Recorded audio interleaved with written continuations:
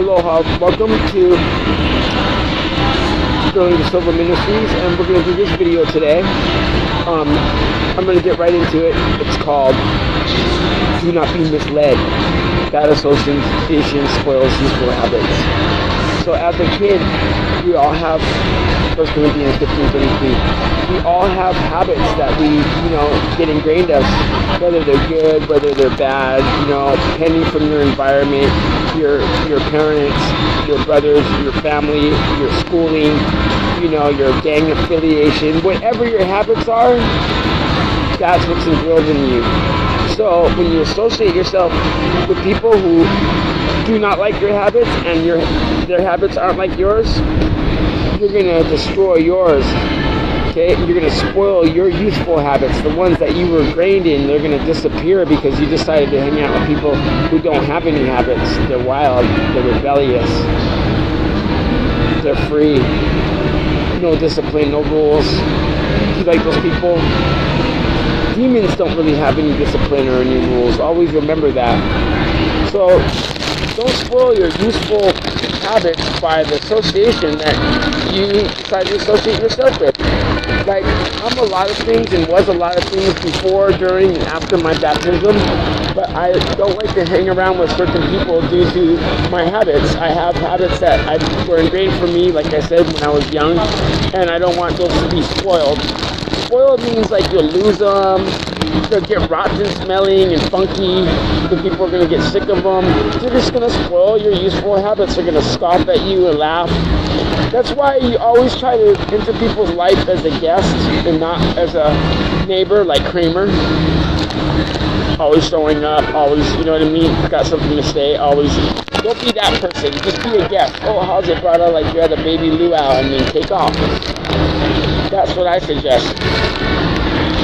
That way your habits don't get spoiled. But yeah, so whoever you associate is going to spoil your habits. Like say you're used to brushing your teeth, and then you hang out with people who don't brush their teeth and don't have toothpaste. Then what's going to happen? Your teeth are going to go to hell. And then what? You know what I mean? My teeth are going to go to hell because I'm 51, my teeth, you know what I mean? But your teeth are nice, but if you don't brush them, hang out with druggies, spoil useful habits. 1 Corinthians 15:33, bad association spoils useful habits. So your association is going to be what spoils your habits for you. You know me, I don't like to associate myself with people and all that, because I got a lot of habits that are good and bad, but I like to keep them to myself. I don't want to, share them with you. I want to share Christ with you in baptism and how important it is to be baptized. It's the catalyst of a threshold of normalcy and of discipline of Christ where you won't be stuck in sin. You know what I mean? Sin is very habitual. You're stuck in sin because of your association a lot of times.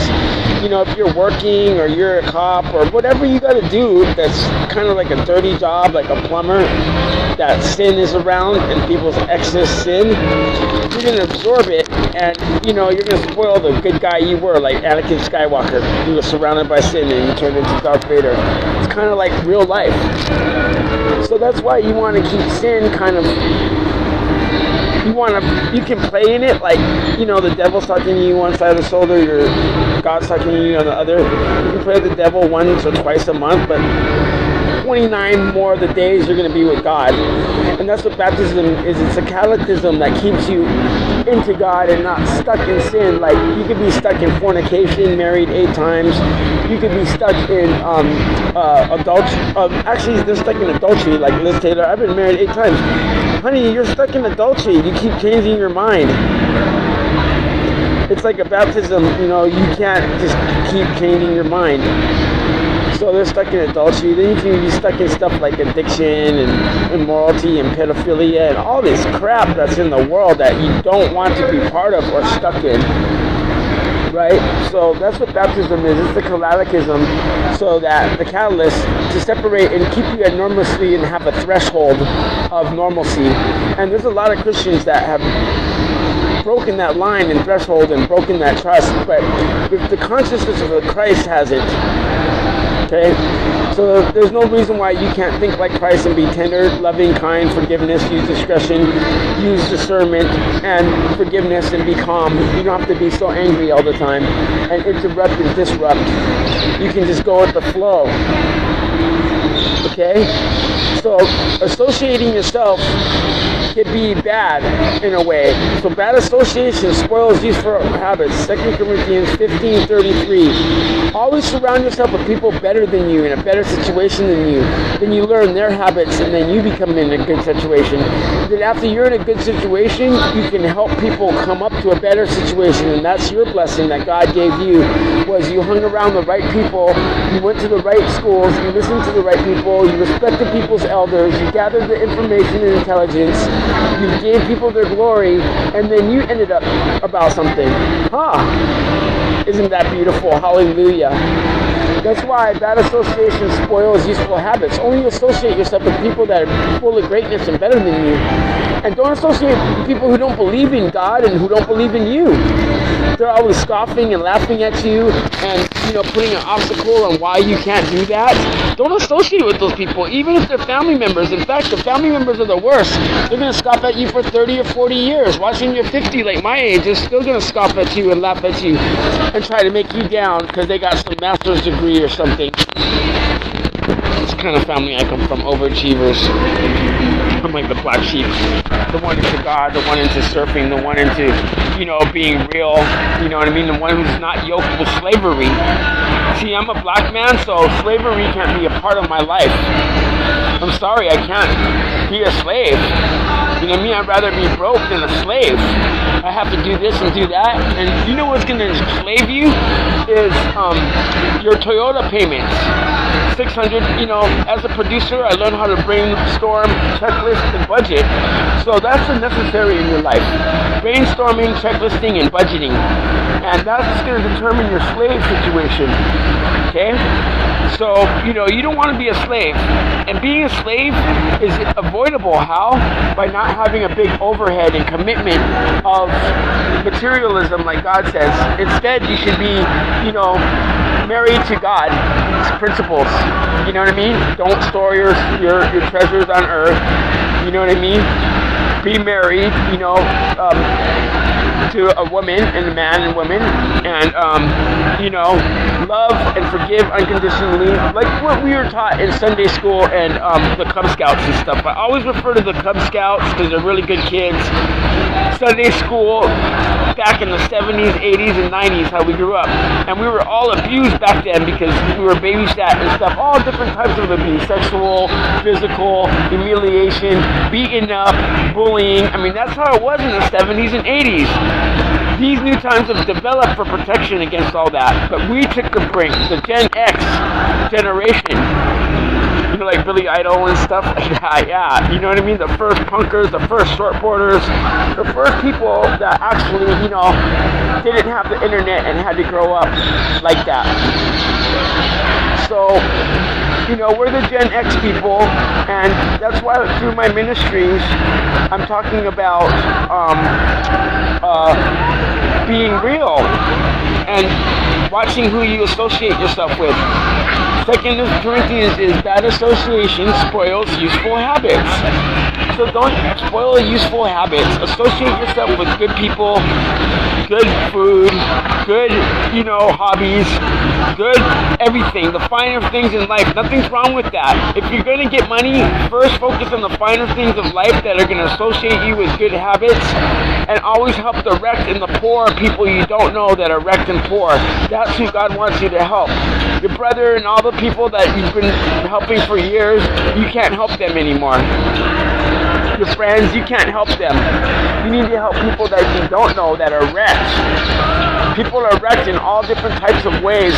Physically, mentally, spiritually, financially. If you can help them, help them. If you have something old, don't sell it on Craigslist. Give it away to somebody who needs it. I'm telling you, you're going to be blessed 77-fold. Don't give it to me. I don't need anything. I'm straight with God. I'm not into self-realization, self-me, self-anything about me. This world needs to be selfless. One thing that's good about women are selfless. Okay? They're designed that way to take care of children and men and family and stuff. And men are selfish because we got to go get everything for the man, woman, and men and child, or whatever, right, for the fam. So knowing this, you need to have discretion and discernment, and that's where baptism comes in effect. It gives you the discretion and discernment to know where you and how far you can go as each gender. You know, understanding that the woman is the weaker vessel, so as a man, you have to have some self-control. You can't snap, you can't yell, you can't hit, you can't spit. You have to be like, look it, baby, and like sit there and talk it all out, and she's gonna cry, and you just gotta sit there and listen. Just like I learned when I was VIP hosting in clubs and stuff in Vegas, that you have to sit there and listen to these drunk people and cry and everything. Why? Because they're spending money and you value their time and their money. So as a host of the club, that's your job while you're getting you gotta listen. You can't just throw them out. That guy could be a big spender, and it's gonna relieve the problem. So not only do you want to help the poor and the wrecked in life, but you want to listen to people. Give them, you don't have a job interview to go to, especially here in Hawaii. Everyone's like, no, brother, you're on an island, like people listening to me now, that's fine. Listen, nothing's going to be hard to listen. That's what the Central Intelligence Agency does, that's what Mark Zuckerberg does, that's what the cell phone agencies do. They all listen. They're going to gather all the intelligence and wisdom, and they're going to calculate it through mathematics and science, and they're going to be about something with it and create something. That's why you should listen. Helen Keller was blind, stupid, deaf, and dumb, and she still wrote a book. She listened through Braille. So, you know, listening is the first step of unlocking the blessings of God. Listening and then applying the principles. You know those people who go to real estate seminars and then they don't become rich in real estate because they didn't apply any of the principles? Well, we've all been going to church since we were kids, Cub Scouts, I'm going to say it again, school, boarding schools, the military, all this stuff where Jesus has been preached from the four corners of the earth. You know what's cracking, right? Did you listen to any of it or apply any of it to your life, or do you just like, oh, that's nonsense? Now you don't realize that that's all for real until you're like 40, like when I got baptized at 45. You don't realize that all the stuff you learned and everything grandma told you and everyone in Bible camp and all that, that's when it's right. You know what I mean? So that's why bad association spoils useful habits. If you have useful habits, you don't want to associate yourself with people with unuseful habits. Therefore, those habits are going to run off on you, and your habits of being who you are disappear. That's why roommates aren't good. You got to be a man and get 2 or 3 jobs and get your own place. Roommates are good. Living with your family, depending on your family.